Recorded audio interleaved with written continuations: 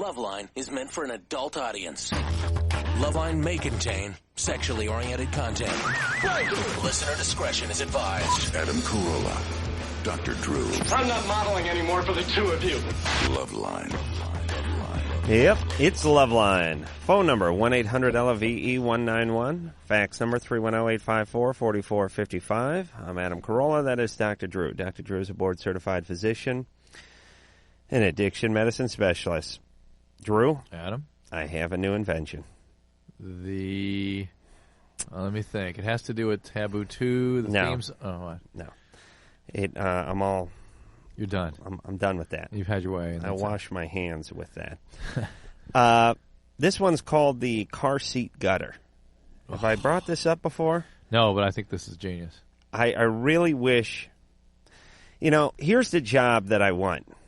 I want to go to every company and tell them how to do whatever it is they were doing better. Every company. Every company. Well, for every car companies, airlines, waste disposal. Certainly advertising. I could have spoken to the WB people about the WB years before it hit the air. I can nip things in the bud. Saw people out of pain and embarrassment. Here's how this works, this revolutionary idea called the car seat gutter. I have a nice car. It's a BMW. It's an M3. It's a nice sports car, and it's a great car. I mean, a car's got a ton of performance. The only thing that's rough about the car is because it's a sports car, there's not a whole lot of room. They don't have, big troughs in the center to dump sunglasses and cell phones and wallets and CDs and things like that. And I understand that. I mean, that's the way it goes. You want a sports car, you don't get 40 cubic feet of storage. I understand that, and the cup holders and things like that. But the way the seats are is they're high because it's a sports car. I mean, they're high on the sides. They have good lateral support. Right. They're very high on the sides, but they come down to nothing in the middle. In the back. So you can fold the seat down. Right. So at the crease of the seat where the tread meets the riser, we'll call it, where the ass meets the back part, it's nothing. And inevitably, I toss my cell phone onto the passenger seat. I toss my sunglasses onto the passenger seat. Down they go. I toss the CD. I toss the audio cassette. Whatever it is, I toss onto that. Ends up in the nether regions of the underside of the seat within moments. Yeah. Even if I don't drive the car. Does your car... I can actually tape my cell phone to the middle of the seat, shut the door and lock it, come out an hour later. It is stuffed under the seat. Do you have an awful side area, too? Yes. Where that area is like humans can't get to, no. Cannot get there. You need those little robotic devices to send down in there with like camera. what they used to discover the Titanic is what I need to get my goddamn cell phone out from under the seat. Yeah. And under the seat, and the thing is I'm very rangy. I have long arms. I'm like an octopus. I mean, I'm telling you, I could change a brake light in my car from the passenger seat. I really could. While I'm driving, I can go out and check the oil with just wrapping my arm around the hood from inside of the car. But there's a place or two that reaching under the back part of the seat, of the passenger seat, I cannot get to. That's where your phone and your glasses are. That's where they hide. Mm-hmm. And if you try to go front side, you can't get it because there's like a little bar and some motor or something in there. You'll eat your hand. Right. No, it's kind of blocked off. You can go about 4-6 inches in from the front side, and then back side you can go about 16 inches in, but it's the 18th inch where this stuff resides. I want the car seat gutter. Chapstick, cassettes, phones, wallets, CDs, anything that ends up on the passenger seat goes right into a gutter and spills into some sort of vacuum. No, just a catch, just a kitty. Okay. You know where it is. I mean, even if it's in the trunk of the car, you know where it is. I jumped in my car tonight. I was running late, and as you know, there's 700 steps to get from where my car's parked to where my house is. And I'm running late. I'm hustling down the stairs. I turn the alarm on. I lock the gate. I do it, shut the lights, do the whole thing. Get in the car, start the car up. Where's the cell phone? Look on the passenger seat. It's not there. I got to make a call on the way into work. Then I think, all right, it must be under the seat. Now, naturally, the carpeting is black, and so is the cell phone. And now these cell phones are, they make them so that felons can smuggle them in and out of prison rectally. That's how small they are.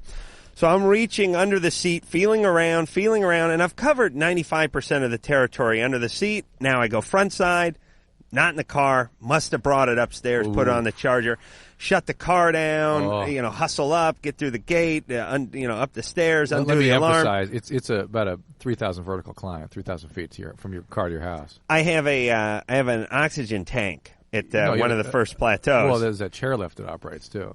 It was down. Oh. During bad weather, some nights I can't make the summit.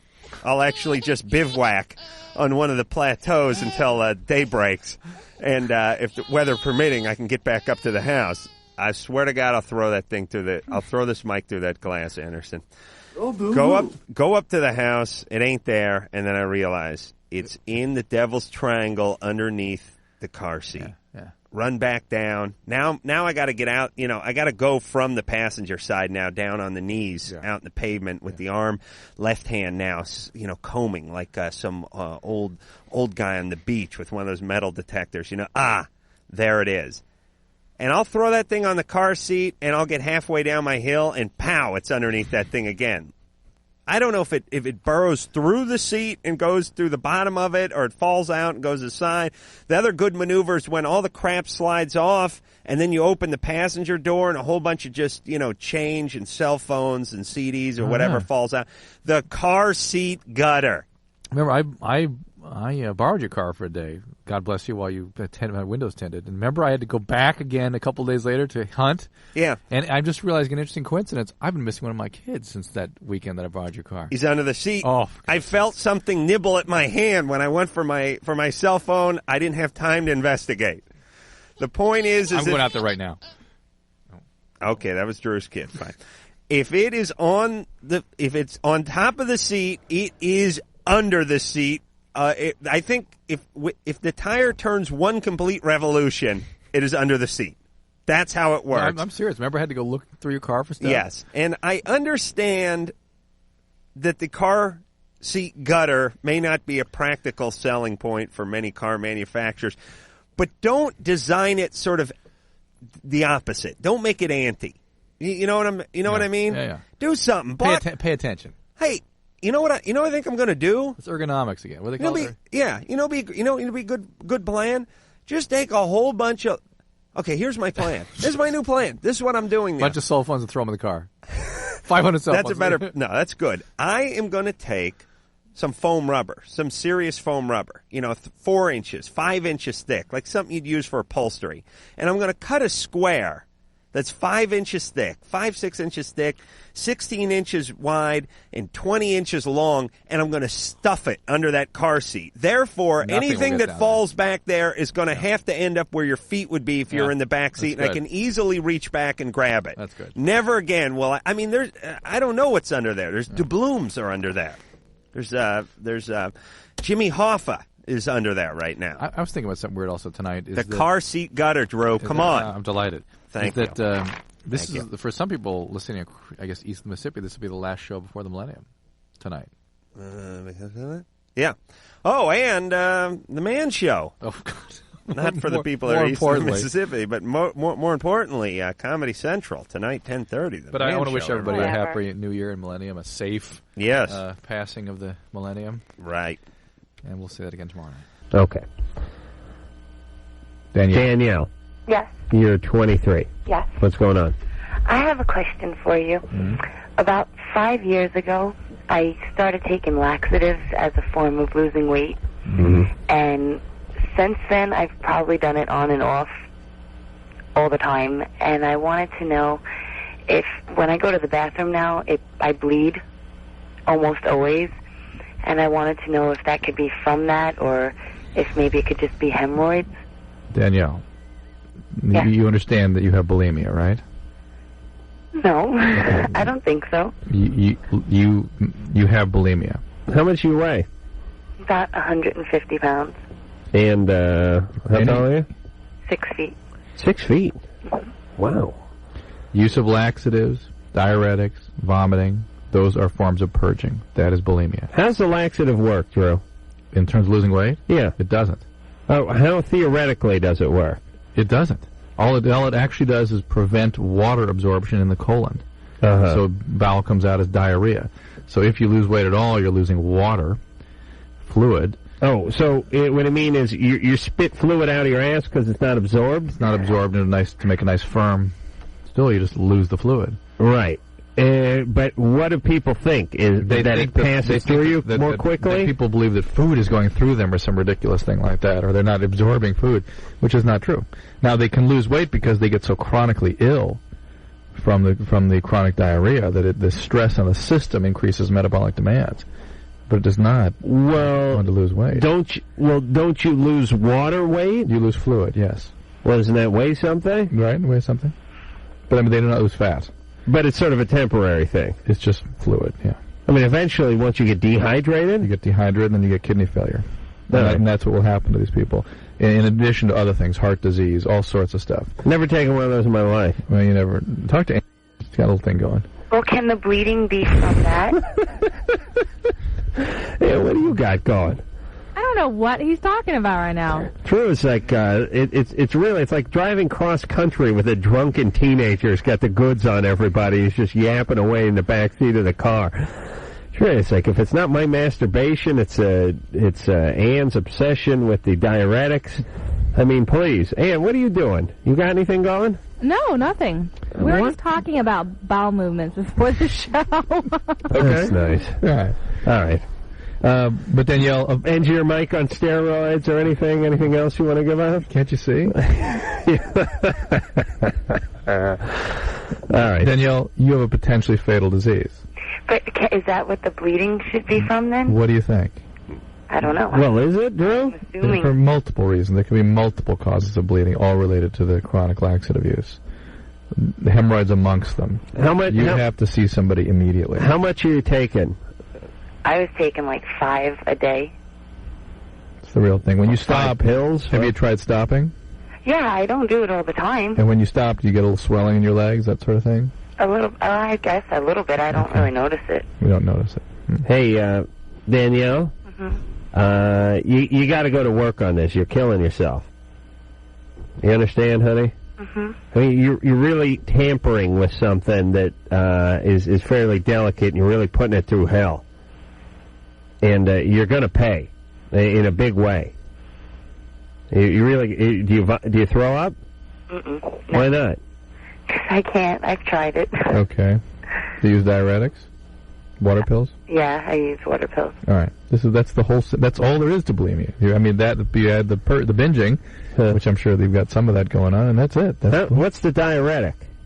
The same thing. They just use anything to make themselves lose weight, even though they're not losing fat. Well, what's the diuretic do? It pulls fluid out of your body. But that's not a diet pill, is it? No. The diuretic pulls water out of your body. These people don't use diet pills so much. What's diuretics? What is that made for? Heart failure, kidney disease. No. What is the pill made for? Heart failure, kidney disease. It is? Yeah. Oh, you mean...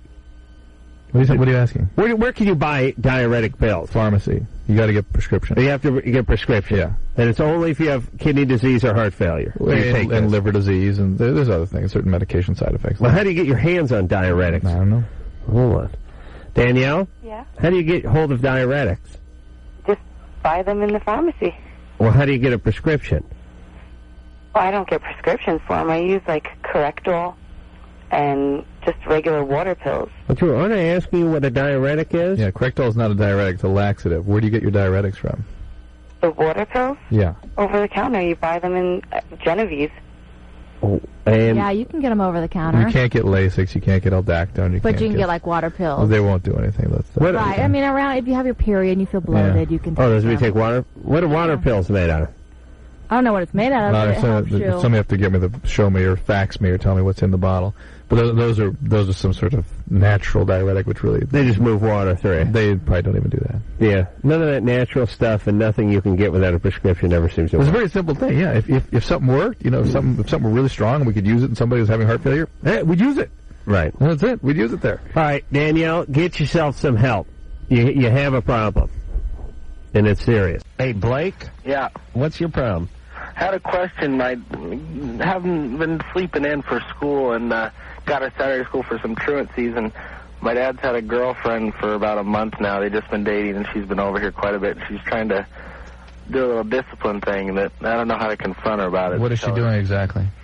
She tries to hint stuff to my dad that I should be grounded and lose stuff like, phone and TV and all that stuff. But well, that's true, but how do you know that she's saying stuff like that? Because he says it in front of me, like when we're eating dinner and stuff. Mm. My dad's never done that. He doesn't really punish me.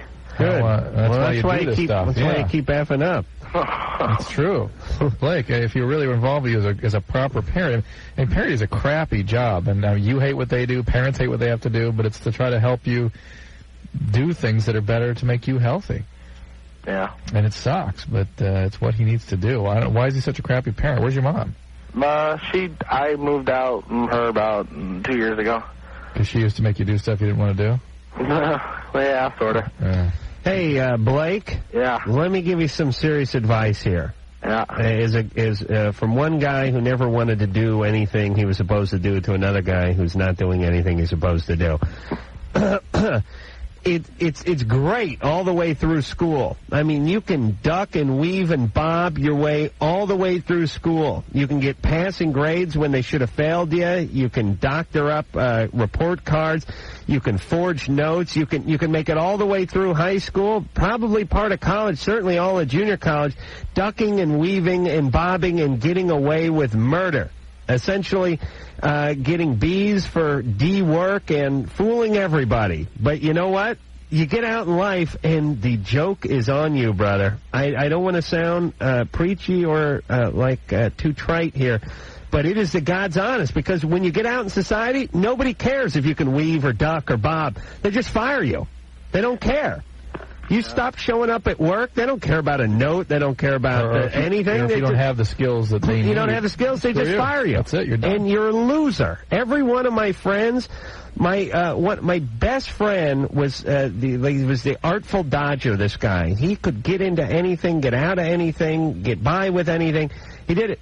And he became an adult, had a horrible life. He really couldn't get anywhere. But he could get any teacher to do anything they wanted. He used to laugh at me because he would never attend class. I would attend, and he'd get a better grade in the class than I would. If I remember right, you used to have to wait in line to sign up for classes. He wouldn't even do that. He wouldn't wait in line.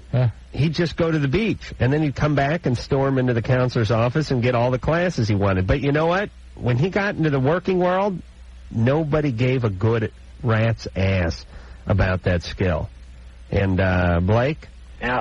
I know you resent your stepmom for actually... I haven't a stepmom yet. And by the way, it is awfully presumptuous and highly intrusive of this 1 month into a relationship, a girlfriend getting involved between a son and a dad. But I don't mind it. And on one hand, it shows how inadequate dad is as a parent, but it also suggests something about this girl. So, mental note.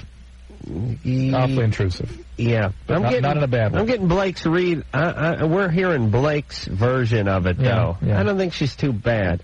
Yeah, she may just be saying, hey, why aren't you doing... Yeah. Well, why isn't he getting punished for that? Yeah.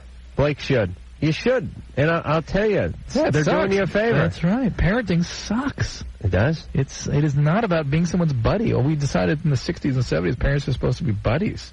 Yeah. Remember that crap? Right. That is such a load of crap. Okay. Let me just tell everybody, especially all our young stone listeners, life is something that takes some preparation for. I don't think that was very eloquent, but you know what I'm saying. 2 decades of preparation. You really, you got to figure some things out. And if you're raised chucking dirt clods and not learning to read, it's a bitch. I'm here to tell you. You'll be cleaning carpets right out of high school, and then you'll just climb in a hole and have some a-hole yell at you. That will be your life. All right, it's getting cathartic. Where were we? Wait a minute, that's my life. That's your life? Just when I'm up here, I guess. Yes. Oh, the a-hole yelling at you? Yeah. Woodstock 99 pay-per-view. Where you can see more live as it happens, uncut and uncensored than all of the 250,000 crazy fans who are actually there. July 23rd, 24th, and 25th. 65 hours of today's hottest bands. Exclusive live performances. Only on Woodstock 99 pay-per-view. Call your cable or satellite company. Loveline's phone number is 1-800-LOVE-191. Loveline. For that. Dr. Bruce is just as qualified as Dr. Drew, although you really wouldn't know from listening to him, as any other doctor, especially Dr. Drew. He really knows his business. And he knows, and how many sweet and lows can you put in a coffee? 4. Really? Yeah. Really? I mean, you can put 4 sugars in a coffee, but after 3/4 of a pack of the sweet and low, it starts getting bitter and weird tasting, doesn't it? Sprinkle it on, but if you go nutty with it, it doesn't taste that much better. It starts to taste worse. The NIH is tracking my bladder for... Let me taste this. All right. Holy Christ. Holy Christ. I cannot believe you're drinking. Drink that. Did you drink out of my cup? I drank out of the other side. Taste that. That is not how you like your coffee. Oh, my God. 4 sweet and lows. And seriously, you know you're sweet and low. You know, you put in like half a pack of sweet and low. Even if a full pack of sweet and low starts to taste a little dicey. I do too. 2. Oh, 2? I do too. All right, but that's highly regular. Oh, please. But 4 is out of control. 4's at it. 4's nutty. 2 is a little bit much. I mean, no, okay, I can see using 2 if you have like a 48-ounce iced tea or something, like a big tub of something. No, just a regular cup of coffee. Oh, you can't taste it in iced tea. You got to put 6 in there. Oh, that is nuts. Really, Andy, you put 2 in a... I swear, I do. I'll tell you, if I put 1 in, it tastes sweet. If I put 1.5 in, it starts to be overwhelming. It starts to taste weird. 4 is crazy. Like personal, variation. No, I won't tolerate it. I'm drawing the line. Okay, well then don't drink our coffee. Jason. Well, listen, Ann, you with 2 you're right on the cusp. Okay. I mean, thanks. You're this close to me not tolerating that, but you're lucky you have the king here next to you, which makes you pale in comparison. Yeah, it makes me look good. Jason. Yes. You're 30. I'm 30. Am I a little too old to be calling this line? No, you're all right. All right. Well, here's my problem. I used to be a clown at the circus, and went through a terrible accident almost 4 years ago. I was married at the time, came back. The wife and I split up about 2 months later. The courts, with the divorce and everything. And of course, I feel like I got a bad shake out of it. And sure. Retaliation, I went up to her house and... Hold on a second. Let me just talk about the clown divorce. Yeah. How does that go? She gets the miniature car, but you get the suitcase with the unlimited amount of chain that you pull out of it? Or how does that work? Well, no, it didn't work like that. I mean, I still got my shoes in my nose, but right. The car didn't belong to me. This was a 69 El Camino. What happened? Big block or small block? Excuse me? Big block or small block? Oh, it's the 396 SS. Oh, nice. Yeah, and I'm the second owner. I got it from my uncle. Oh, and what terrible accident did you have? I got run over by a circus train. Going from Oklahoma City to Indianapolis, and it took my leg. Oh. It crushed the other one. I broke both my arms. I mean, I was body cast. Holy Toledo! You were a clown in the circus. Mm-hmm. What clown? You weren't in the clown outfit when the circus train hit you, were you? We were traveling from the city to Indianapolis. That would have added a sort of bizarre, surreal quality to the whole event. And you traveled by train. Yes. And is it your own train, or do you have your own car in the train, or how does that work, those circus trains? Well, actually, you have little compartments and stuff like that, and, with your status with the circus depends on how farther back you are with the train. If you're the midget that's running around with the elephants, you're way in the back. Yeah, but who is it? What I'm asking is it is the train dedicated to the whole circus? Well, oh, yeah, we have our own circus train, most definitely. Your own circus train? Yes. And that's how you travel from... How do you do that? Do you rent a train? No, they own the train. They own a train? Yes, they own 3 trains. Wait, what? Two different circuses. One's traveling on one side of the Mississippi while one's on the other. What circus is it? Ringling Brothers. Jesus, wow. You know, the details are interesting, but I don't think we're ever going to get to the... I don't care. This is very fascinating that they have their own train. And so the train ran you over. Yes. How did it run you over? Well, I was walking in between cars, and there's a door that's... I'm sure you've been on a passenger train before. The doors that in between the cars where the steps go down, yeah, latch shut when the train's in motion and latched open when the train has stopped. Well, I was walking in between cars, a little intoxicated. I mean, there was 150 on that train at any given time. And I slipped and I grabbed that door and it wasn't latched shut and it slung me underneath. And it took a leg off. Yeah, it took my left leg off. Right then and there. Yeah, no, I got drugged for a little while. I mean, I wasn't that lucky. Oh, boy. The train found me on the tracks, and I was flight for life to Wishart Memorial Hospital, Indianapolis, where, oh, baby. And then your wife left you. Bears and Packers games. All right. So did you get to sue and make any money or anything? Not yet. I mean, Okay, you're working on it. Lawsuits over this, I just got the hell out of it. All right, Jason. So what's your problem now? Here's the problem.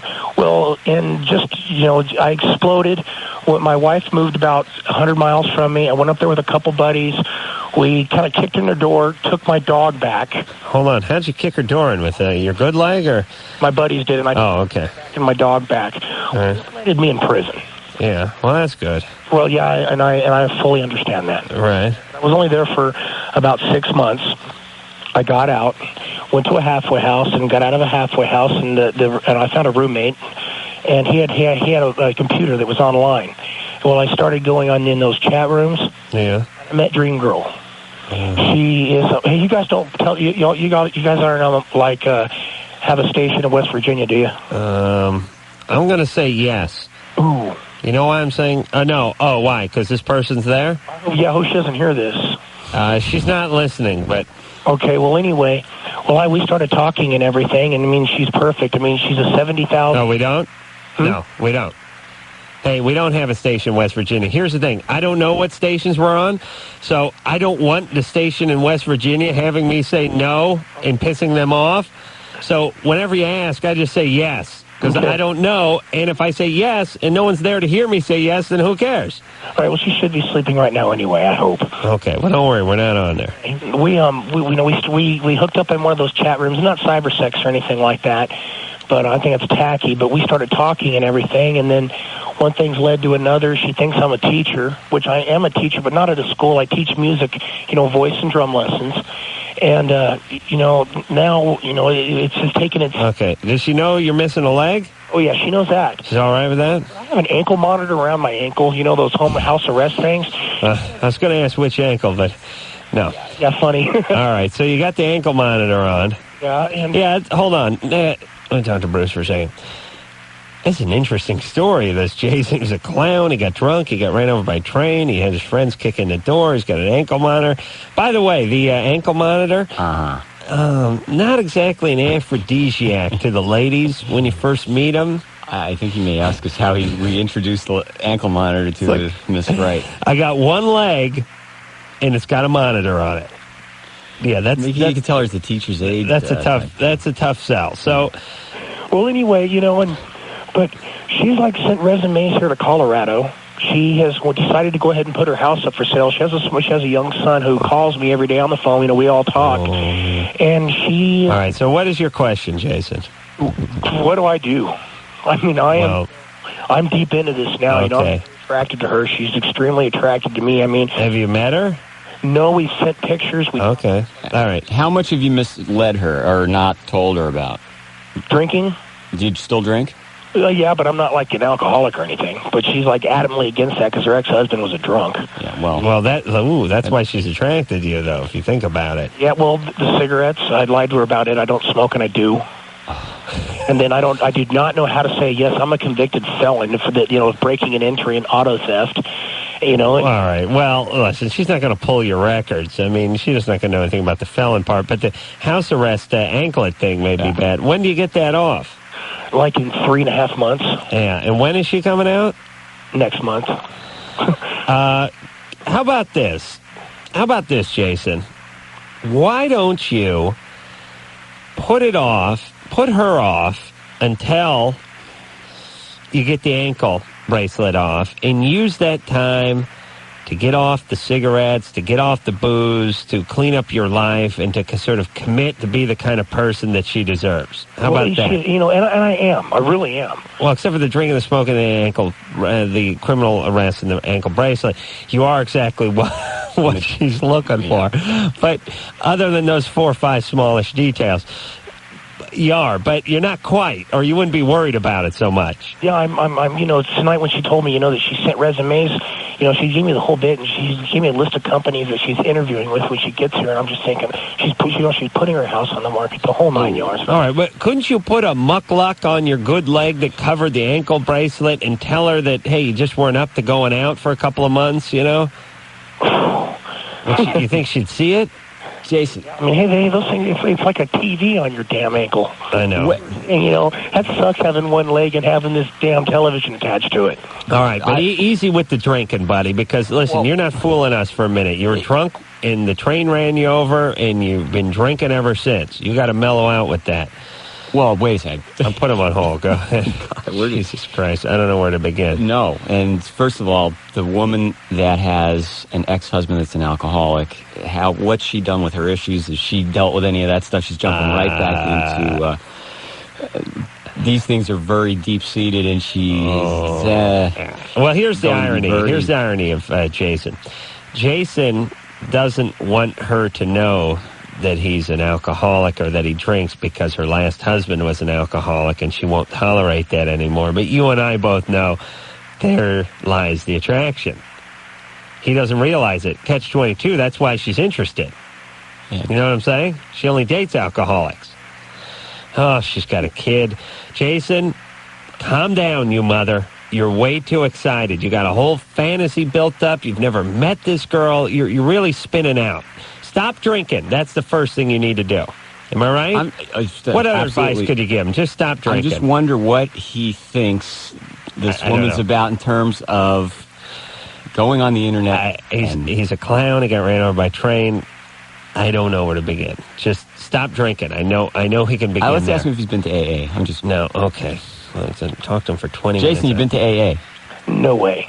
Okay. Well, you know what? This is the bottom line. This is going to be a flaming wreckage of, I won't even say a relationship, because do you understand what she's all about, having been married to an alcoholic, and how long it's going to take her to figure out their similarities between you and her ex-husband? It's just, if you want to proactively start to deal with the truth, that's about the only thing I could see that can save you, because the longer you don't tell her about these things, the more... or the less trust she will have, and the less you'll be able to... Okay, I'll articulate the rest of Bruce's thought. You guys, I'm only down to maybe a couple beers a day. I mean, is it like I'm by far... Yeah, with you it ain't the amount, it's the mentality. I can hear it in your voice. I mean, you got that alcoholic thing going for you, Jason.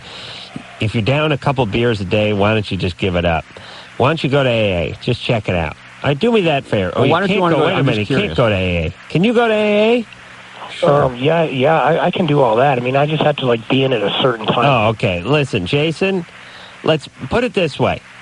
Go to AA. Just try that. Let's just take it from there, okay? I bet he's been to AA. I said no. A couple times. I mean, I'm not going or anything like that. Okay. Yeah. Listen, you're in a lot of denial. You lost your leg because you were drunk, Jason. What more do you need? Do you know what I'm saying? You got ran over by a goddamn train because you were drunk. Go to AA, please. That was one of the more bizarre calls we've ever had on this show. I think that was a real call. Real strange. Real. Okay, listen, you've had enough coffee, Bruce. You're starting to spin out. All right, Bruce is still here for Drew, regrettably, and we're going back to the phones. Lauren? Hi. What's going on? I was just wondering, what are some of the short and long terms of crystal meth use? Bruce? Crystal meth is being found to permanently damage certain areas of the brain. And in the case of using it once a week, it would be a matter of, it would take a longer period of time to achieve a certain amount of damage. There's not all the information's in, and in terms of exactly what are you going to look like in 10 years or 20 years. What's up with that? How come none of the information is never all the way in? Well, I mean, you can't do the experiments you might need to do. They're being done on primates, on monkeys, and has crystal meth been around long enough? Has speed been around long enough for us to do autopsies on people that had a problem with it? You know what I'm saying? See what happened to them? Probably not in great enough numbers. The problem with autopsies, there's very few autopsies are being done, and drug and alcohol diagnoses are frequently left out. So the number, if that were something chosen today, let's do a study, and you'd still have a problem because doctors don't use those diagnoses as commonly as they should. But crystal methamphetamine, another difference in what's been used the last few years is there's a right and left-hand molecule, and the older stuff was only about half as potent. So this is very highly potent methamphetamine. And, when you get that buzz in your brain, you are altering your brain in many different ways. And that's the other risk you run into with methamphetamine. Right, okay, yeah.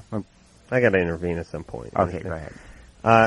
Here's the deal. Speed is a very evil drug. It really is. Right. It's bad for you, and it's bad for the people around you. It's dangerous.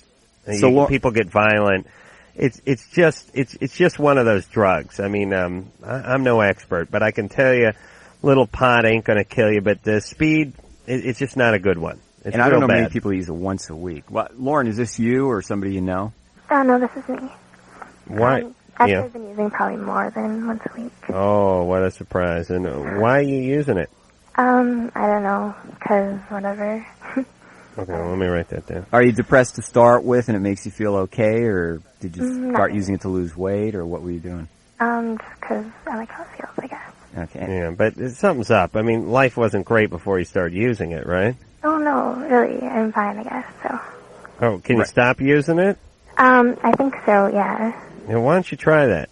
Yeah, well, the reason I called actually was because a couple days ago, I did about 5 lines of, harder, whatever, glass, and I got really, really messed off of it.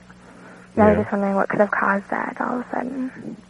That's characteristic. When people talk about glass or ice, it's still it's very pure methamphetamine. So the occurrence don't you think her 6-year-old friends would call like a baking soda ice?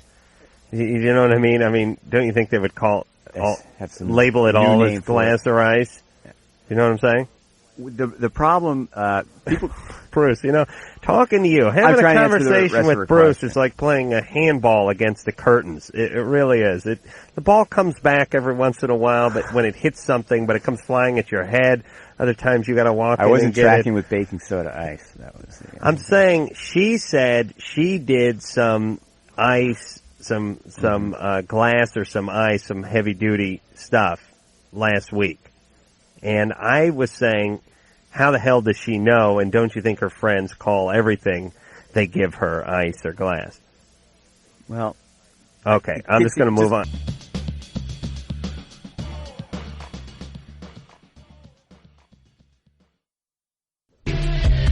Loveline.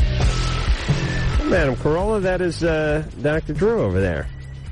We're all just freaks in the dope show.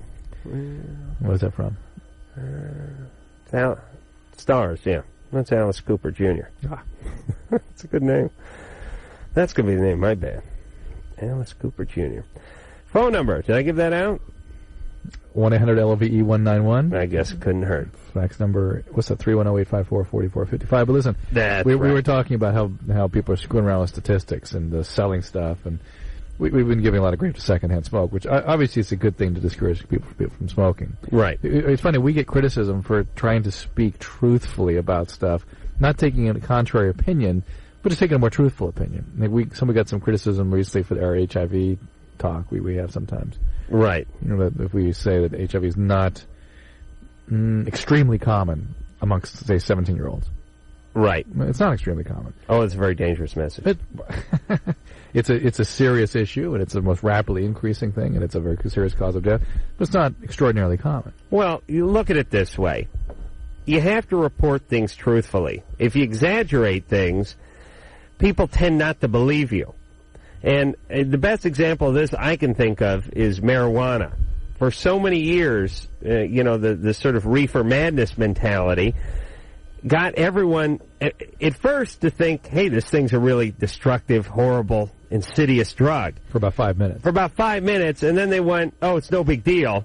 And now the problem is there's been such a backlash to sort of the man's propaganda that people are taking something that is addictive and is dangerous over the years. For some people, yes. And they're treating it as if it was nothing. And so you can't talk truthfully about that drug anymore. Nobody wants to hear the truth. Yeah, but my point is somebody went too far at the beginning. I understand. If at the very beginning of marijuana, instead of showing a guy have a hit at a party, go insane and stab a teenage girl in the alley, if they just said, hey, the stuff screws you up a little, maybe no more than alcohol, but believe me, smoke it enough, you'll be a loser. Left it at that, people could draw their own conclusions and they wouldn't be having the backlash. Now it cures cancer because you don't kill people. Do you know what I'm saying? Yeah, absolutely. And that's what we worry about. We were talking about cigarettes and how there's all this argument about really isolating people that smoke cigarettes because of the potential impact they have on healthcare. Well, because it's a Proposition 5. Is it 5? No, 10? Yeah, 9 or 10. Yeah, 10 out here is trying to get a 50-cent tobacco tax on cigarettes.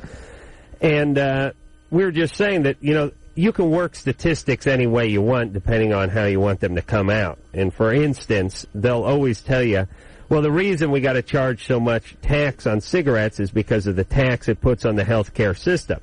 These smokers coming down with emphysema and us having to keep them on respirators and whatever the hell goes on, and how much money this cost our government, this smoking. But I said to Drew, look at it this way.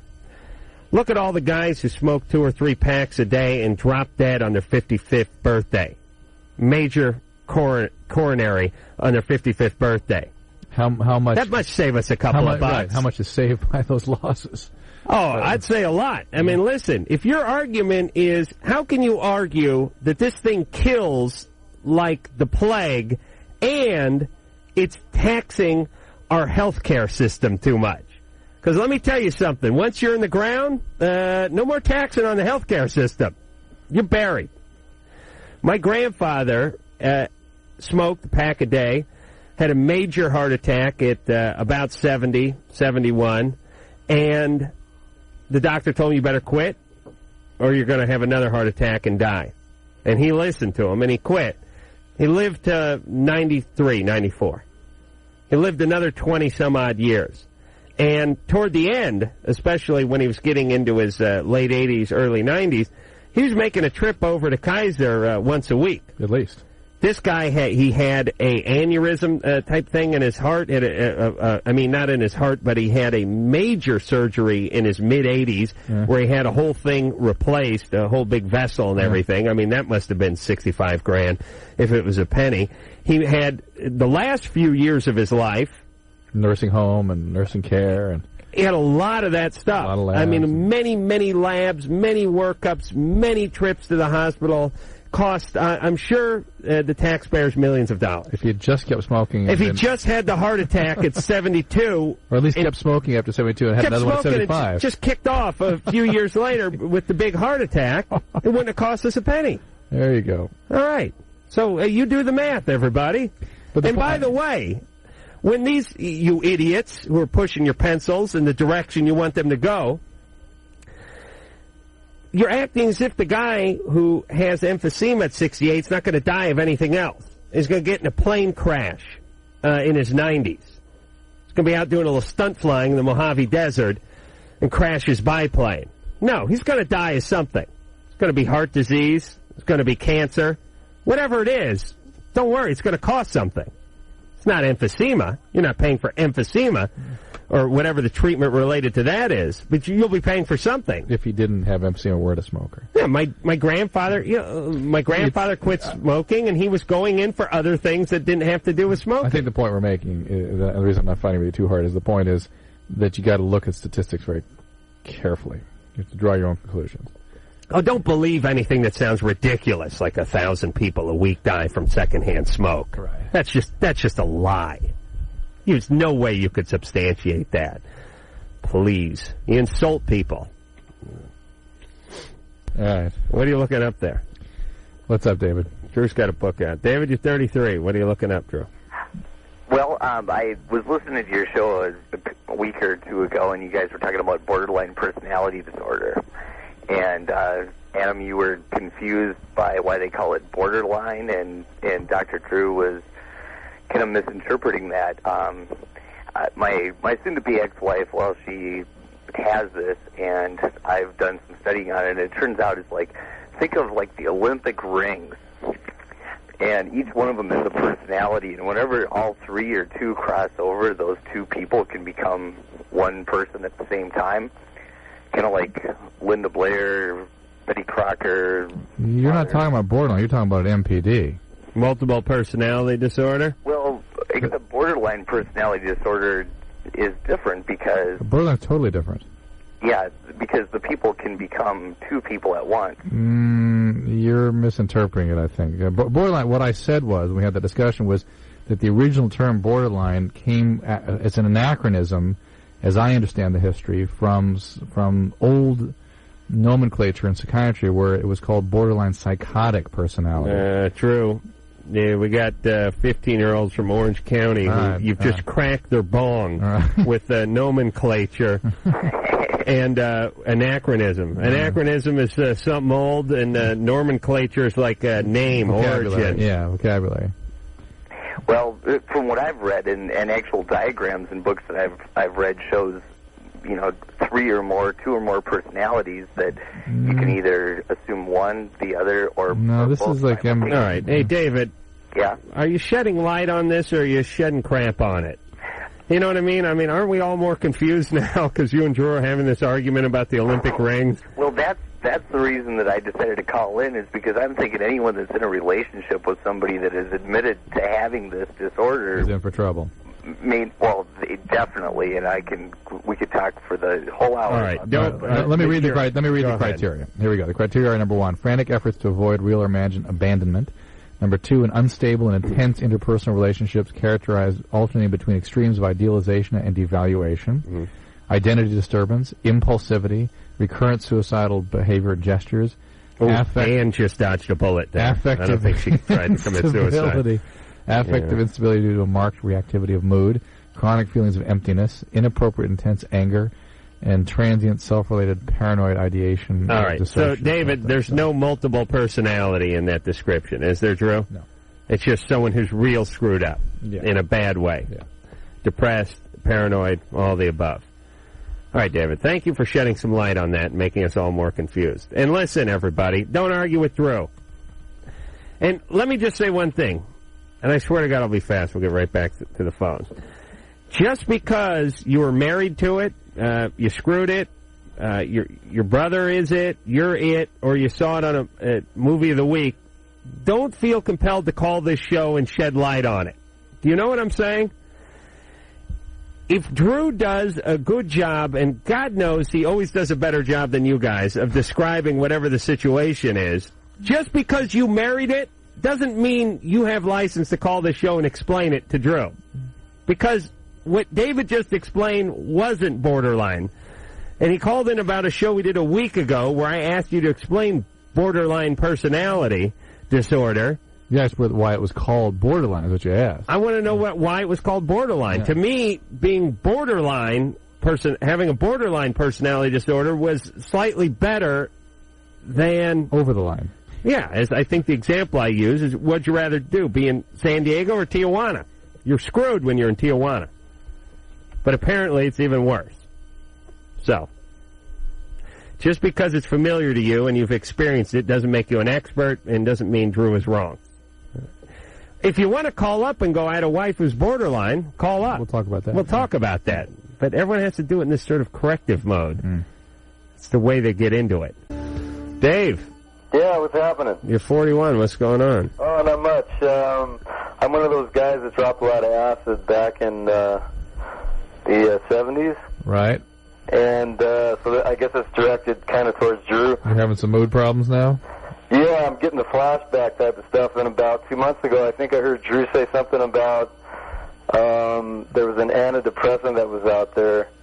No. Right now I'm being treated with clonazepam. Right.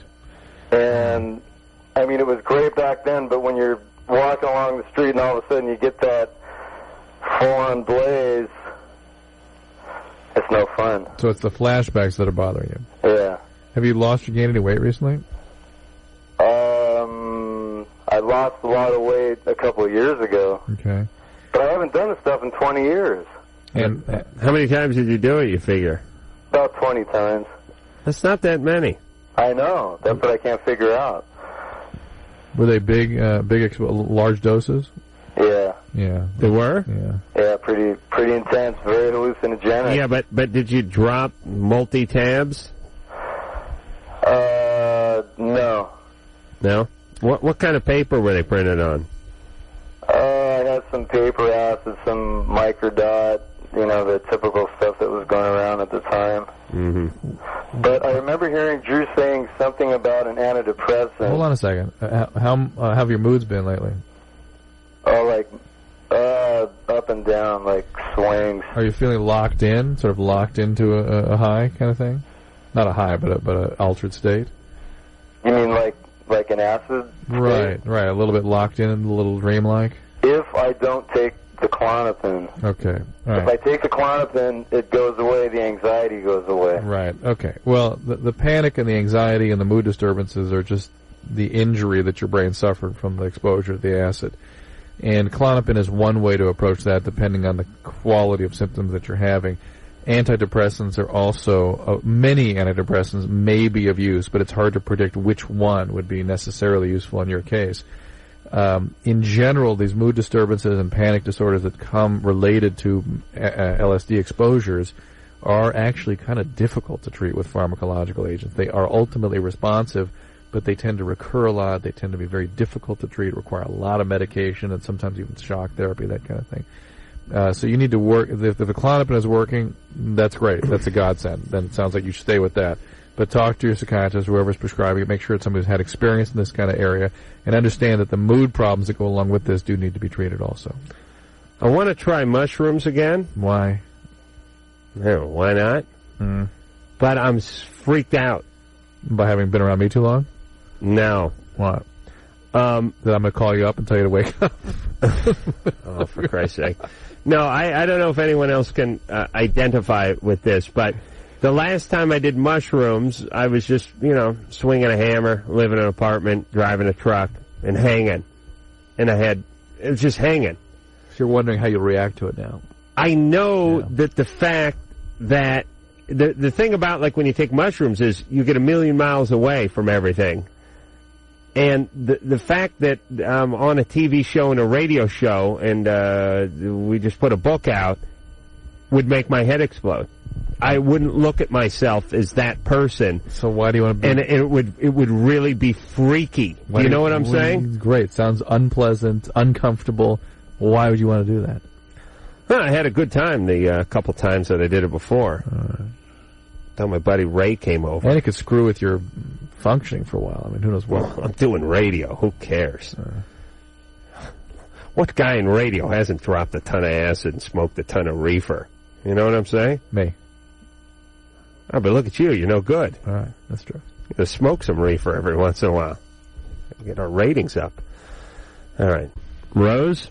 Yeah? You're 18? What's happening? Hi. Hi. Yeah, my best friend's a stripper, and she's makes a lot of money, and I was wondering if, I want to be a stripper because she makes a lot of money, but I don't know how I should approach my boyfriend and my family, and I'm, afraid to go to, and I don't know, I never took off my clothes in front of a crowd or anything. Well, you haven't lived that. No. Drew does it every year when we go out to Washington. We go to RFK Stadium for the HF Festival. Drew drops his pants. Then he just bends over and he spreads his cheek and he starts slapping each cheek. No, it's great. The crowd goes nuts. Rose, let's see. Rose got a little energy going. Yeah, you got energy. Well, first off, you don't tell your family. You know, if you're going into stripping, you don't tell your folks about it. You know what I'm saying? Mm-hmm. Unless you don't like them. Do you like them? Oh, yeah, of course. Okay, you like them, so you don't want to disappoint them? Mm-hmm. Don't you think they might react to this? Yeah, but, you know, I'm like, I don't know. It's just like, because they're going to probably wonder where I'm getting this money from and stuff. Well, what are you going to do? I mean, you going to start tipping your mom when she does your laundry? What do you need the money wearing for? A pinky ring or something? What do you need? Because I don't have a job right now. Why don't you get a job? Huh? Why don't you get a job? Oh, because my boyfriend works. Why don't you get a job? I don't know. Hey, listen, hey, Rose. Because, like, my friend has lots of money. And Rose, hold on a second. I hate to say it, but Rose sounds a little too stupid to strip, even. I know it doesn't take Harvard faculty to get up on stage, but she may not even be able to find the beads. You know that you got to walk through those sequence beads to make it out on stage, Drew? Yeah. She'd probably just walk right into one of the mirrors or something. My God. I think this may be bipolar. Oh, really? Yeah, let me talk to you a little bit. I need a job. Okay, why don't you get a job? I don't need a job. My boyfriend has a job. And then, well, why don't you get a job? Well, my girlfriend works. She makes lots of money. Okay. Rose? Yeah? All right, are you sitting down, honey? Yeah. Okay. Well, Drew thinks you may be bipolar. No, I'm not. I'm guessing it's just a product of LA Unified School District. Is there any manic depression in your family anywhere? Yeah. Uh-oh. Okay. And you understand that's a inheritable disorder? No. Okay. If a parent has it, there's a good probability you could get something like that. Oh. Okay. Not to mention the chaos of what it is to live with somebody who's got this disease. You actually inherit the biology too. Are you sleeping very little lately? Like, I don't get to sleep at night. You know, I'm always up. You don't sleep at all? No, like, I do sleep, but it's like around, late, like 1 or 2. Have you been hypersexual too? I'm always hyper. I'm like a crazy girl. I'm like, Okay. That's not good. Not normal, Rose. There's something going on here, and it's about to cause you to wait a minute. I didn't get to the bottom of the sleep part. I don't sleep. Then I go to bed late. I go to bed at 1 or 2. How late do you sleep to? Like, it depends. Oh, holy Christ. Yeah, but that's a concrete tangential thinking. She's all over the place. Yeah. No, but isn't some of it just flat out just being combative? That we can't find out whether she's sleeping or not? I think this is... All right, I'm gonna give it a 5th try here, see what we can do. Really? Yeah. You don't think about Andy Dick for a second. Or was I talking to him? Hold on, I was picturing him stripping. No. Oh, okay, for Christ's sake, that's horrible.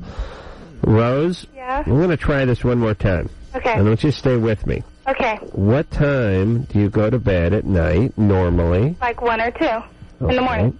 Okay. And what time do you wake up in the morning? Well, it's between 8 and 10. Okay, so you sleep about 8 hours. Yeah. Yes, But it's like, thank you. It's like what? I want to go to bed earlier, but I'm always up, My boyfriend's sleeping, he's just like, get to bed, Do you do any drugs? Huh? Do you do drugs? No. Huh? No, I don't do drugs. I used to when I was little, but no, not anymore. What drugs did you do? I did, like, a lot. Of what? Like, I used to do speed a lot. When was the last time you did speed? January. No, last January. A year ago. A year ago, January. You doing any drugs now? No, I drink, like, once in a while, Okay. A party, Are you good looking? My boyfriend seems so, and his friends. Well, they gotta say that. Well, listen, you're thinking about getting naked, I'm sure you look fine. But, Rose?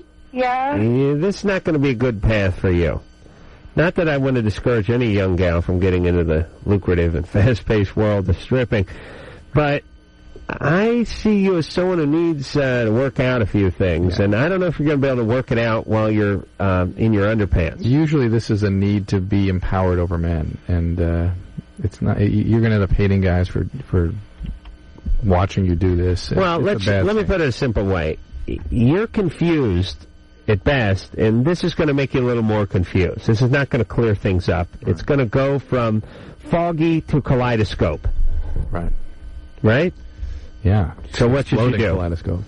I think she needs an evaluation. She's all over the place. Rose, why don't you get an evaluation? How should she get an evaluation? Talk to a doctor about the fact that she can't. She doesn't have a doctor. What do you mean, talk to her doctor? Drew, you always say that. I got a radio show and a TV show. I don't have a goddamn doctor. Is that what you're calling me all the time? No, I called you to get one of the Zappa Brothers numbers today, you idiot. Now, you know I don't bug you about that. Drew, I don't bug you, do I? Not anymore. I never did. Sleeping pills and things like that. Well, those are drugs, so you got to score. Come on. Please. Oh, it reminds me, I need more of them sleeping pills. Bridget. Hi. You're 24. Uh-huh. What's going on? Well, I want to know, how you're considered if you're a drug addict or not. Addict just means progressive use of a substance in spite of consequences. So if I can use but have a normal life, is it okay? If you have a family history of alcoholism or addiction, and you're using a substance that is having consequences, and you keep using in spite of those consequences, then it will get worse, and you will have more consequences, and you may die. So I can't just take a break for a while and then... Oh, yes, you can, but it will always get... You're early in the disease, people can control their use. But it will invariably continue to progress. I had to go to rehab, and I went for a while, and then I got out, and they wanted me to do an outpatient program, but I decided that I'm not a drug addict, so I didn't go. But I started using again. Well, I'm no addiction medicine specialist, but whenever you're forced to go to a rehab... No, I chose to go. Oh, all right. Well, look, whenever you attend rehab, let me just rephrase that. When you attend a rehab, it seems to me that may be an indication of a problem. Yeah, if What'd you say? Just having a parent with alcoholism puts you at 50% risk of this disease. If then you have momentum with a substance, you've got it, and it is going to get worse. What was it? Prescription drugs? Of course. No. Here's what you can get addicted to. Benzodiazepines, which are the Valium drugs, Ativan, Klonopin, Xanax, that sort of thing. Opiates, which is heroin, Vicodin, Percocet, Percodan, Darvocet, codeine, Dilaudid, etc. What about fen-phen? Phentermine is an amphetamine. That's the other class. Cocaine, marijuana, alcohol. Yeah, I think it all stems from me. All the yummy stuff. Bridget, it stems from you having the biology of addiction. Well, because I used to have an eating disorder, and I was able to overcome that. But then when I got on the fen-phen, I lost 92 pounds. Yeah. And I still have another 40 pounds to go. But when I stopped taking it, I gained 15 Well, pounds. your eating disorder is still in operation, but now it's fueling an addiction also. I don't know what to do. Go back into the outpatient program as you were recommended. But I don't want to gain the weight back. Go into the outpatient program as you were recommended, and get a nutrition program going, and get some exercise going, and Don't take any of the pills? Obviously not. Bridget, please. You're 24 years old. You can't figure this out? Well, I just don't want to get... I don't want to be fat, you know? Yeah. Well, there's a lot of people that don't want to be fat. They just don't eat that much, and then they exercise. It's hard. I know. Believe me. I forced myself to jump rope today. It sucked. Each revolution, I was jumping a rope, was going, this sucks, this sucks, this sucks, this sucks, this sucks, this sucks, this sucks, this sucks, this sucks. And here's what was going through my mind, by the way, as I was skipping rope. I have to have a whole bunch of stuff going on, or I go insane when I work out. I mean, I need Shields and Yarnell doing like a mime act in front of me, and I have to be listening to some sort of talk radio, or I immediately go insane. You're listening to my books? Ooh, that's a good idea. While you work out, come on. I got them in the car, Drew. All right, I'm happy. I'm listening to Moby Dick right now, which I don't know if that stood the test of time or not. It's always fun listening to old stuff because they use words like, he was a queer fella. How do they pronounce... Have you met the... It's always funny because it's queer. Have you met the native guy? Queequeg? Queequeg, yeah. Okay. Oh, yes. He was very queer. He climbed into bed and embraced me, this queer fella, Queequeg. Gay. I don't know what to make of it. All right, but here's... what was I saying? So, anyway, I was jumping rope in my living room today thinking, Jesus Christ, I got to work out. And I remember thinking, as I was skipping rope, I was only doing it for about 2 minutes. Literally 2 minutes, and I started thinking, I'm going insane. I'm so bored.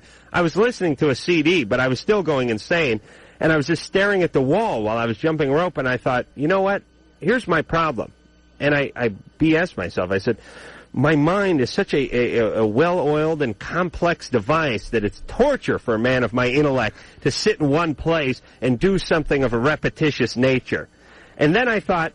Now it's your ADD. You're on the sofa for 4.5 hours today watching Dukes of Hazzard marathon without any movement at all, and had no difficulty with that. So I thought, no, that's not it. I just hate working out. All right, we'll be back. Hi, this is Bobcat Goldthwait, and you're listening to Loveline with Adam Carolla and Dr. Drew. Can I go now? Yes, you is. And you'll be listening to Bobcat in the flesh tomorrow when he's in the Loveline studio. Phone number 1-800-LVE-191. Ready to pound on here, Drew? Sure. Dominic?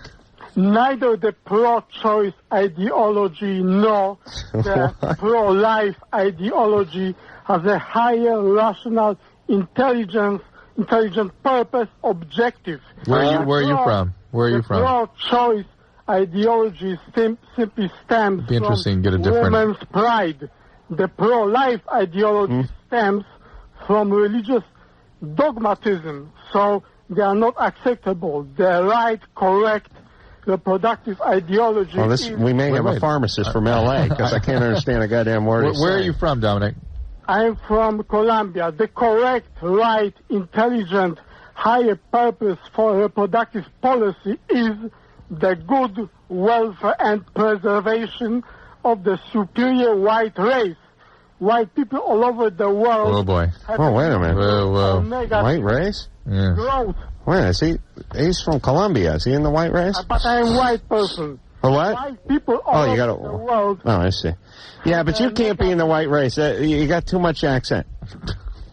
White people all over the world have a negative or neutral growth.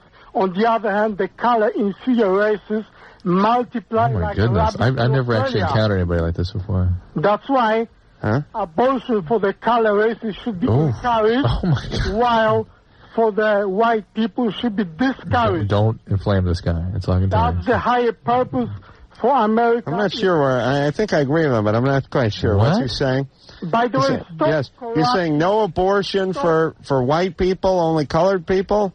Abortion for the colored should be encouraged, while abortion for the superior white people should be discouraged. All right. Really? I can't believe this guy's white from Colombia with that accent. What about, just out of curiosity. I've always wanted to ask one of these guys this question. He's probably just screwing around, by the way. Go on. Our screwballs. He's calling from San Francisco. How does that go over in San Francisco? Our screwballs don't use language like this. Really? But listen. Yes, go on. Okay. How in biological systems, genetic diversity improves health. So the more genetic mixing, the greater the health of a population. Like when you're talking about in a dog, a mutt is healthier. What? Right? What? Demagoguery and lie. That's a lie? Genetic mixing corrupts, pollutes the superior white race. Well, no, wait, hang on. I know you believe that, but what about the fact that, let's take dogs. Yes. And you have pure races, and they get unhealthier the more you purify them, and the more you mix them and create mutts, the healthier the animals become. I had that purebred German Shepherd, died at 8 months. And this is true. This is true in all mammals. Now, this is a violation of common sense. This is a Jewish propaganda. By the way, Drew is part Jew, you know. He's part Jew. No, I'm just. You, the Jew, to speak in the name of the white people. No, Dominic, hang on a second. Drew, I'm just talking about what every biologist, anybody who's ever studied biology, is taught. Propaganda. Yep, that's right. Okay. Now listen, I'm a white guy. I'm from North Hollywood. I don't have any of that Jew in me, Dominic. To the white people, you constantly both corrupt, impressionable young people with the egregious lie of racial egalitarianism with amalgamation and miscegenation. Okay. Hey, Dominic, you made your point, but just out of curiosity, what do you do for a living? Because it'll be funny. You drive a cab, right? No, I work with computers, Mr. Construction Worker Intelligence. How dare you attack my background? Why don't you go back to construction work, you disgrace? Hey, go back to Colombia and grow some poppies. I'm a white person. All right. Yes. All right. Good times there. Disgrace. All right. Thank you. Stop corrupting white people. All right. I'll see what I can do. All right? No, not all right. All right. Well, I'll tell you. He's one of these guys, by the way, who I bet the folks that work with him are like, oh Christ, here comes Dominic. Oh Jesus, Bob, I'm gonna be in the break room. Oh my God. All right. And by the way, you know what I don't like about guys like Dominic is like one of them ruins it for every 10,000 good white folk around there. This is why everyone thinks we hate them. Is one of those guys. One of them ruins it for the rest of Whitey. He really does. It really does. You know what I mean? Because I swear to God, I think I think he can poison the whole pool, this guy. People think all white guys are this way. You are part Jewish, though, Drew. You're not going to deny that, are you? But when you hear that this stuff... You're impure that way? Troy? I'm impure a lot of ways. Yes. Jesse? Hey. You're 22. What's up? Okay. I actually have two questions, but my first one is a concern for my older sister. She's 33, and she had met this guy off the internet, and he's into domination. He thinks he's a vampire. Oh, boy. And he's younger than her, and he works, well, anyways, that's irrelevant. She's 33 and he is? I think he's in his 20s. Like 21, 22? Older than me. He's like 25. Well, vampires live past 24. Well, they die, but they come back. That's the point. As the undead. Well, so... At 3,000 years. Oh, yeah. Yeah. Well, they started getting together. He started going down from where, he lived to where she lived. What does he do for a living? He works for He works Post for office. USA Today. Nice. Doing what? Well... Got a column. Calculus column. Editor. He's really, they're into a whole dominant thing. And it's getting to where he's making her abuse herself. And he's getting really abusive towards her. How do you know about this, Jesse? She calls me and she tells me. And I don't know what Does she want out? She tells you the intimate details of their Yes. sexual life? Yes. Does she want out? She calls me and she, tells me about it. But she says she loves him. Does she want out? He's just like, I don't know if she wants out. Okay. Well, you know what? What does he have her do? Well, okay. When I went down there, he would make her go into the bedroom and, abuse herself. What does that hit mean? herself and cut herself. I thought you meant watch UPN or something. You mean she has to cut and smack herself and stuff? Yeah, and just, do and say horrible things to herself. He's actually, made her write fantasies about me and her together with him and, her and my mother together. Come on. This is an awful, sick, disturbing, violent, vile situation. Yeah. So, get yourself out of it. Mm-hmm. Set some limits with her. I don't know how to do that. Well, don't participate in this. Listen, she's a grown-up, she can do what she wants, but you should not participate. But I'm afraid she's going to feel bad because she was adopted, and we Well, you know what? How old was she when she was adopted? She was 4. about 4. No, Drew, everybody. 4, yeah. Oh, that is a mess. Yeah. Because God knows what she got pulled out of. Yeah. Well, I'm she guessing. came from a good family. No way. A good family leaves a 4-year-old. What good family throws out a 4-year-old? Well, my mother didn't throw her out. My mother was 16. Well, my mother had her when she was 13. Mother had her when she was 13? 13. Hold on. Didn't we adopt her? No, we didn't adopt her. We just found her. She was adopted out. You mean just recently came around to finding her again? Yeah. She was adopted out to another family when your mom was 13. No, when my mother was 16. But my mother Your had mom kept her for a few years. And then let her go. Oh, that is bad news when that happens to kids. And what's up with your mom? My mom is... I know she was young, but still, that's Well, she had screwy. her first kid when she was 12 and her second when she was Oh, my God, Jesse. 13. She was just, she was on heroin for 20-something years. All right, but a good family? Yeah, great family. What? Oh, baby. Well, why aren't you in worse shape? Well, there's the second question. Well, no. She's so codependent. Saver? Yeah, so codependent. She can't even tell your sister, hey, cut that crap out. Get out of here, and I won't have anything to do with this. Well, I'm afraid that she'll feel abandoned. Listen, Jesse, that's what codependency is. I'm afraid if I don't rescue her, she'll die. Well, because I know how it is. And you know what? You keep them sick. Yeah. You keep them sick, and then they do die. What you got to do is wake them up and create a loss that perhaps makes them acknowledge the reality of what they're doing. Hey, your mom had a kid at 12 and 13? Yeah. Oh, all right, she's a disaster. God, no. What's she doing now? Now she has 11-year-old daughter, and she's actually getting married tomorrow for the 7th time. Somebody. How many kids does that bitch have? My mom has 8 kids. Oh, my God. Somebody should have sterilized her years ago. Oh my God, she's like polluting the What happened planet. What happened to the baby that she had when she was 12? That went to the same family my sister went to. And what happened to that baby? We don't know. She doesn't want anything to do with my mother or, any of the other Yeah, siblings. it's your mom's, not her mom. She's just this biological factory that spits out kids and then she hands them out. Yeah, well, her mother did the same thing. Of course. Someone, don't take this the wrong way, but someone should have killed your family off a long time ago. A long time. And I mean that with utmost respect. I really do. Yeah. And caring. I hope you're taking that in the context in which it's meant. But somebody should have snuffed them out when they got off the Mayflower. Jesus Christ. All right, baby. Do you have kids? No. Oh, thank God you're lesbian. I actually, no. Something wrong with your tubes? No. What's wrong with you? No, I just, I'm not ready for, Yes, I'm that's starting right. college soon. Good, baby. Yes. Now, set some limits with your sister. Come on. Oh my God, I'd love to see some sort of chart to see where it's been, what Mom has done, and what Mom has cost me. By the way, crank.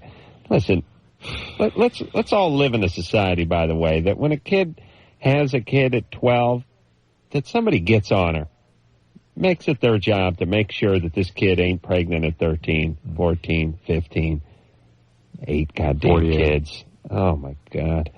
All right, stay away from this girl. Tell her what you think, and then stay away. What's up? This is Aaron from Stained, and you're listening to Loveline with Adam Carolla and Dr. Drew. Yes, you are. Hold on, Amanda.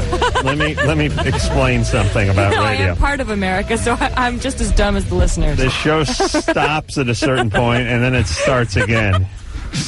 I'm sorry. That's Put the bottle quite down. all right. My life is so full it bleeds onto the air. I blame Drew for that. I really do.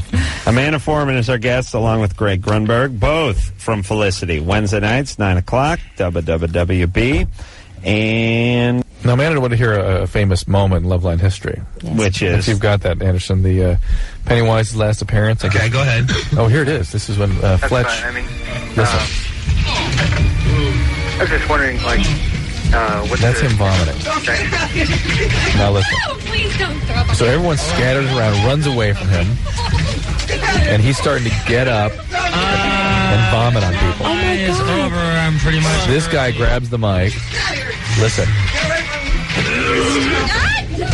Okay, bye. That's him vomiting, leaning over people. He's about 6'4". It's over. 6'4". We have 6'6". a big ugly man in our guitar band. 6'8". And We're playing a song or yes. something. Keep away from me. Get home. God. Listen. Are we on the air? Please. You guys are still in here at this time? I was not. This was a few many years ago before, in a different studio. And Music is great. He was particularly interested in vomiting on me. Oh my God. And he chased me into a corner. I got up on some shelves Adam actually had built in the studio. Yeah. And was punching him in the face to stand him up because he kept leaning over on me and vomiting I'd on me. kick him in the face. I know you didn't try and defend yourself. Yeah, I was punching him in the face. Oh, to you stand, were? to stand him up because I was God.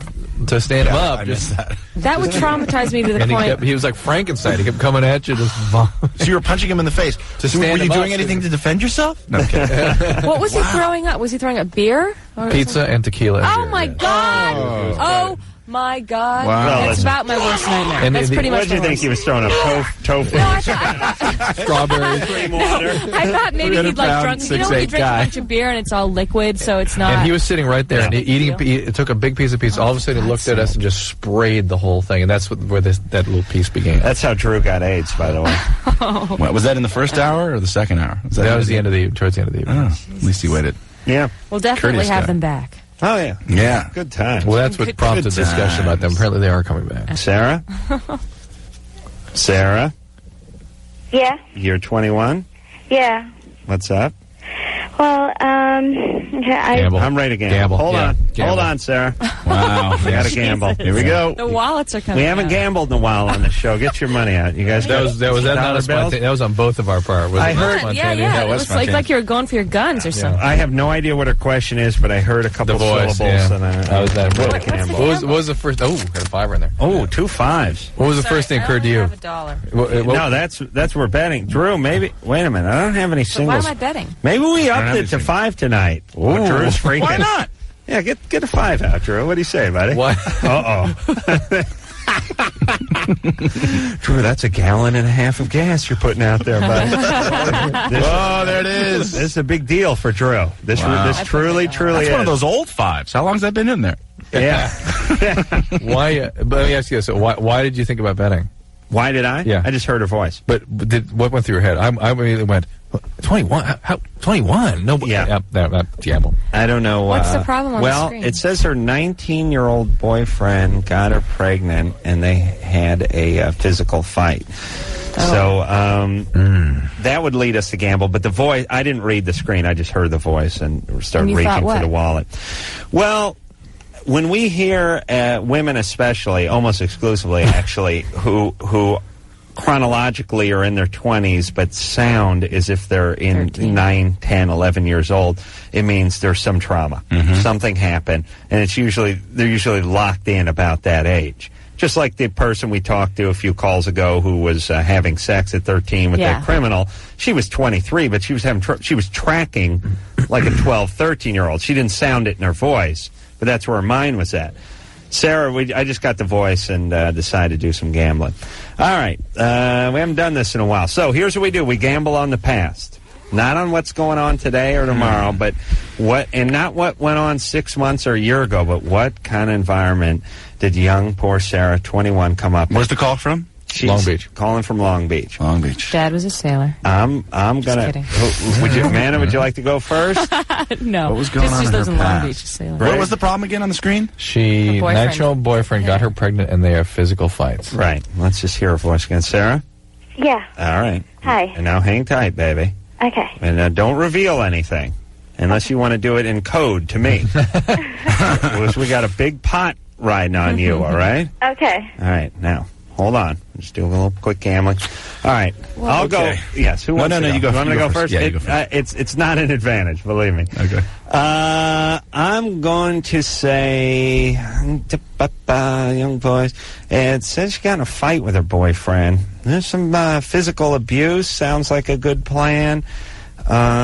Chaos, alcohol, dad's part. Come on. Get it out there. Physically abused by father. When? Is that enough? When? Sometime in her lifetime. I'm going. Yeah, is 6, 7 years old. The physical abuse was on mom most of the time. Just got to her. Just got to her sometimes. All right. Greg.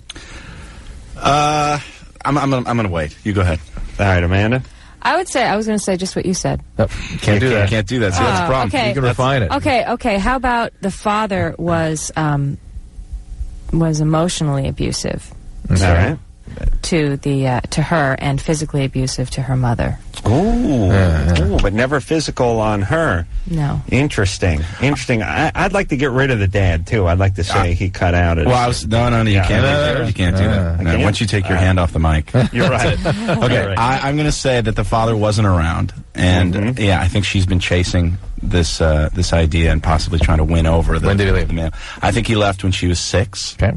6 and now that she's 6.5, I think that she's starting to have emotional problems. That's what I think happened. Is the father left when she was 6. Right. I think we're going to hear, but everything was great, everything was perfect, everything was fine. We're going to have to dig. You can play that No, card too and make then, some money. Then when we dig, we're going to find that all of a sudden, around 9, something exploded with a lot of chaos and maybe even violence around drugs or alcohol or something. So Dad's gone. Something. There's money on the table.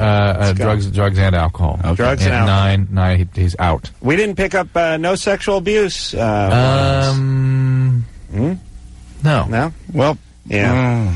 Now, I mean, this could be stepdad that kicked in, and real dad could be around. I was thinking neighbor. Yeah, but Sarah. Yeah. Okay, what do we got? Well, I just found out that I was pregnant by my boyfriend, and I'm 21 and he's 19, and I don't know if I should keep it or not. Because I don't know if I'm just going to keep him from growing up, and then I don't think I'm ready. Was there? You say there was a physical problem? You guys got in a fight or something? Yeah, we did. I used to hit him a lot. I had a lot of anger, so I used to hit him a lot. And Where'd all that anger come from? Huh? Where'd all that anger come from? I had a past relationship, and my ex-boyfriend used to hit me. All right. Okay. Well, let's Keep go going. back further. What about your parents? Well, my dad, he left my family and I when I was like, I'd say about 3. Oh, we all missed. No, Yeah. You said 6. I said 6. You said 9. I'm closer. Yeah. And then my mom has always been there for me. Right. And What then happened when he left? Yeah. My dad tried to get back into our life when I was like 5. And, Okay, we're getting there. He let us down again. How old were you when he left finally? Like when I was 5 and a half. Okay. Wow. Okay. He just promised and never went through. It never went through. Was he alcoholic or addict or something? I don't know anything about him really. Was he getting kind of violent around you? No, he was never violent. It wasn't.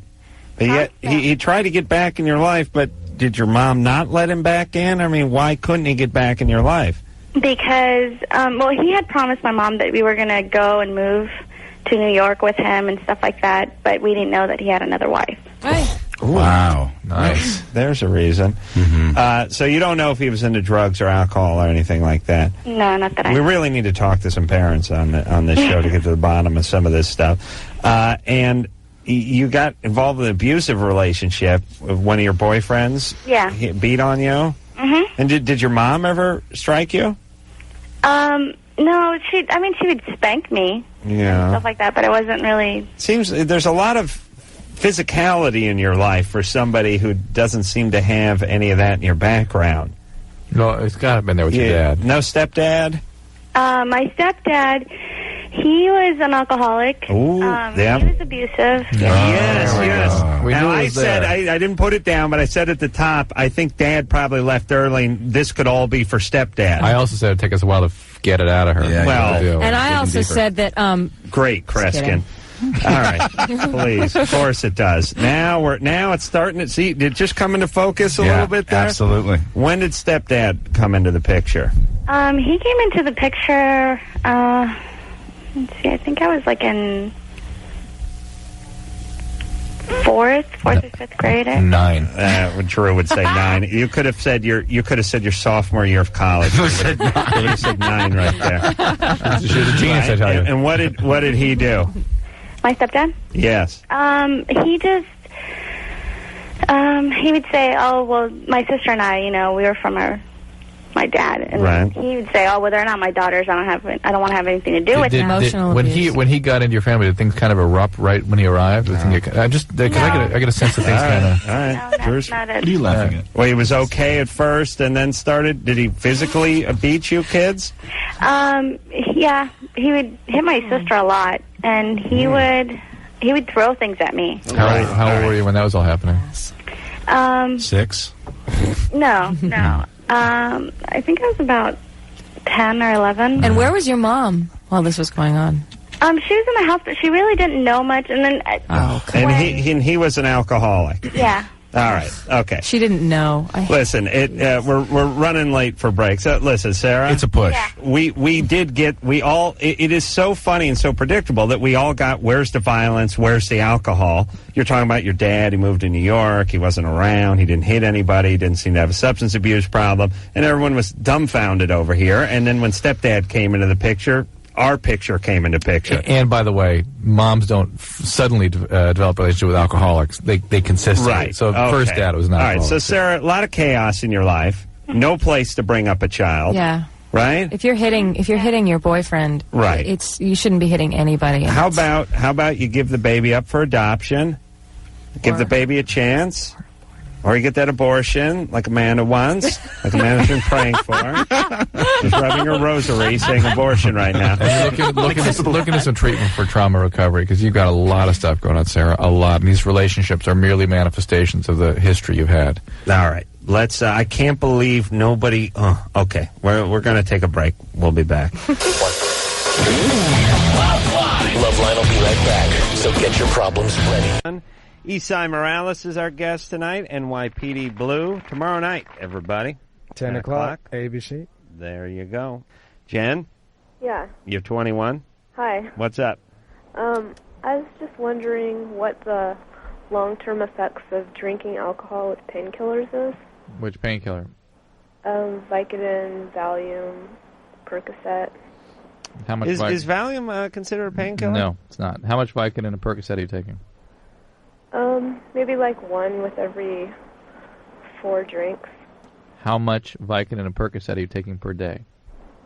I'll take it like maybe once or twice a week. The Vicodin and the Percocet. Yeah. So primarily it's Vicodin. alcohol you're using. Yeah. And the Valium, how much Valium are you using? Not that much. How much Valium? I don't really use it anymore, but I was using it a couple months ago. How much?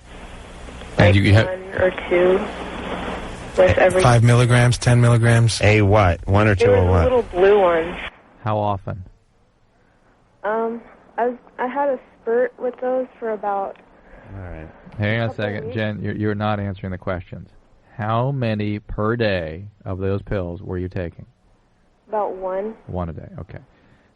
So alcohol is the primary drug, and really this is more about alcoholism than anything else. At the level of Percocet and Vicodin you're taking, there's a fair amount of Tylenol in those, and if you really have significant alcoholic liver disease, you can actually precipitate liver failure. But at your age, at the level you're drinking, for the duration you've been drinking, it'd be very, very unlikely you've had that degree of liver damage. Jen, you're calling in about essentially being hooked on painkillers, yet you're taking a couple a week. I mean, a lot of people take 40, 50 Vicodin a day. Yeah. Okay, I was just wondering, because when I do take them, I drink with them. Yeah, what she's read is that people that are alcoholics can die of liver failure from 3 Tylenol. There are cases like that out there. Yeah. But those are people who usually have been drinking for years and years and have advanced alcoholic liver disease. But women are 5 times more likely to get cirrhosis than men. You may have some liver Really? disease. Oh, yeah. Oh, nice to know. You may have some liver disease, and it could be meaningful but not life-threatening. The issue here is you have addiction, and that needs to be treated. You're And saying- that's what's threatening to your life You're right now. saying women are 5 times more likely to get cirrhosis of the liver At the than same men? level of alcohol consumption, they are 5 times more likely to get the cirrhosis. They're smaller. They lack an enzyme in the stomach that converts alcohol to I certain- see, but they just don't drink as much as men. I mean, you don't hear about, like for instance, every other month you'll hear about some male celebrity who's been floating around for a while, was in a band in the 60s getting a liver transplant. That's hepatitis C. That's hepatitis C. That's not from boozing. The hepatitis But C. a lot of these guys were pretty strong drinkers too. Hepatitis C plus booze makes cirrhosis. Period. Ooh. That gives you cirrhosis. That's a formula. Yeah, it's a formula for cirrhosis, and that's a lot of guys do that stuff. But how many women are receiving liver transplants as opposed to men? You I just don't hear about it. But it's because you're not typically transplanting alcoholics. It's the hepatitis C patients getting the transplant. But you still ask my question. Just not so many. Not as many women getting hepatitis as but men? in not as many getting hepatitis C. Why not? That's historically, I don't know if I can answer that accurately, but that's a heroin disease. I mean, it's IV drug using disease. Which one? Hepatitis C. Oh. And I will tell you, in my world, predominantly liver disease, women. When I treat, the population I treat. Oh, really? Oh, yeah. But you just don't hear about the transplant as much. Because they aren't transplanting alcoholics. Can you do a man liver to a woman? Probably. Yeah? I don't Man know. liver Well, no, I bigger? don't know. No, I'm more thinking in terms of the genetic markers. I don't know. Yeah, let's check into that. Would you, Drew? Mm-hmm. Sure. All right. I'll get right on it. Joe? Yeah. You're 18. Yeah, I'm calling recently, the past 8 months, I've been trying to, I can't concentrate anymore. I'll be, talking to someone, I'll be reading, and I'll be thinking about something else, and, it frustrates me so much, and I'll just get so angry at myself, and I'll just start hitting myself, and I'll do things, that I don't know that I do, and my friends will be like, well, you did this yesterday, and you did that. And Like what? Like what? I told this girl goodbye one time, Yeah. but I thought I said goodbye. Someone told me that I was telling her I loved her, and I was like, I didn't tell her I love her. And then it's really hard to explain. don't really know how to explain it, but I can't concentrate when I read a book. I'll be thinking about something else. I'll read it about 20 times, and then I'll finally understand it. Are you doing drugs and alcohol? Yeah. What drugs are you doing? Bong hits, it sounds like. Yeah. Hmm? Well, I'm thinking speed. What Yeah. drugs? Speed? Yeah. Yeah. This is what speed does to you. It makes you can't concentrate. Pretty soon you're going to start getting paranoid. And I do get paranoid a lot. Yeah, you're going to believe people close to you, friends, family, people at school are thinking about you, talking about you, passing notes about you. And pretty soon you're going to think they're starting to want to hurt you. This phone call is tapped. No. And this is the biological effect of speed. Strangely, at cocaine, when people get paranoid from cocaine, it's much more intense, and it's always a preoccupation about uniformed officers. Yeah, the past 8 months I did cocaine like heavily. Well, there you go. So this is all drug. And what my speed addict patients talk about when they're using the speed, it's like going through life with a strobe light going on and off. Yeah. And so you sort of have blank out, and these things that you do are very common when you're on speed. All right, so Joe, how about you stop doing the speed? How about you get treated for it, because you ain't going to stop. Where would I go to? Like, I would call. You have a doctor? No. Are there any local hospitals? Yeah. La Puente. Call Las Encinas. Las Encinas? 626-356-2671. How's he going to write that down with the strobe going on? Las Encinas. 356. Let me get a pen. 356? 2671. 2671. All right? All right, thanks, man. All right. All right, call him, would you? Yeah, I will. And listen, everybody with the speed. You don't hear me preach too much about the booze or the weed or the coke or the pills. You don't like the speed. You're biased. I don't Adam, preach you're too prejudiced. much. Listen, You're I know speed. speed ruins you. You just can't do it. You just can't do it. You can't do it recreationally. You can't just have a little fun on a weekend with it. You can't just do a little tootski when you come home or whatever. You just can't. Hey, if some guy tells me he wants to have some red wine or some weed when he comes home from work done wine, that's fine. Speed, you get violent, you get strung out, and the world starts coming unraveled. You end up on cops, basically. You do. Right. Yes. You're in your underpants, you're being tackled on your lawn. That's what happens. You end up being tackled by guys in uniforms who have to wrestle you down. High-speed chases. Right. Sarah? Yes. You're 23. What's up? Hi. I have to tell Esai that he is such a gorgeous man. Oh my God. Adam was just saying that to him during the break. Off the air. Yeah. Off the air. He's so beautiful, and I've never watched NYPD Blue, but I'm going to have to start watching it now. Tomorrow night. And I have a question, Dr. Drew. Yeah. A lot of my friends tell me that when I have gas, I don't let it out if I'm around people. That's kind. I can't bear it. That's good. But we can't either. I've heard that it can mess up your colon How? by holding it in. How? What does it do? Pressure. I don't know. People have just told me that, and I wanted to know if there was any truth to that at all. True, but what about the sort of universal truth of holding back or holding in anything that your body wants to push out? Be it a splinter, gas, or a sneeze. Anytime you get an urge to poo, you just let it out? Absolutely. No matter where you are, what you're doing? Only, same deal. Only He's from talking driving. a lot of poo now. So. That's true. All right, touche. That's a good point. It will come out in its own time. It will come out larger next time. Well, let me ask you, because this is a fear of mine, that if I don't go into the writer's office over at the Man Show and blast one on those guys, that it'll go away and I'll never see it again. And each one of my farts is a child to me. That's my children. I know you're birthing. I don't have children myself, but these are my babies, and I don't want any of them to get away. Okay. They're all important to me. Yeah. So, Drew, will it dissipate? Will I absorb it, or will the next one be bigger? It could, but generally the next one will be bigger. Good. Yes. Okay. You ever get Sarah? Sometimes what happens is you hold on. You ever get cramps in your stomach? Oh yeah. No, I've never gotten cramps, but I've always been able to hold it in pretty good. But I'm worried that because as I get older, you'll be fine. As you get older, you won't be able to hold it in. Right. Much older. But you won't know care. what it is? You got to get out of the car and check that flat tire every once in a while. You know. That's right. You go, man, I put some in the trunk. Good time. And yeah, when you save them up for a long time, I guess the ones you do take twice. Who does? Hello? Who's this? This is Loveline. 1-800-LOVE-191. Loveline will be right back. John and Jake. We're Semisonic, and you are listening to Loveline with Adam Carolla and Dr. Drew. I like that song. Yeah, too. Yeah, sounded good live when they were in here a couple weeks ago. Well, that just about does it for another fine episode of Loveline.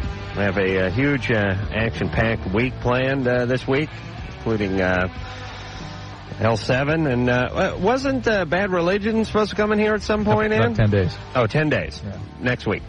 Yeah, they're on next Tuesday. Well, good. Looking forward to talking to those guys. But anyway, want to thank the fabulous Lisa and Sherry for doing a wonderful job, the angular one, producer Ann for putting her feminine sting on the show. And, of course, the one nut wonder who's suspiciously involved with the show tonight. But I'm sure, like gas in the wind, it will pass.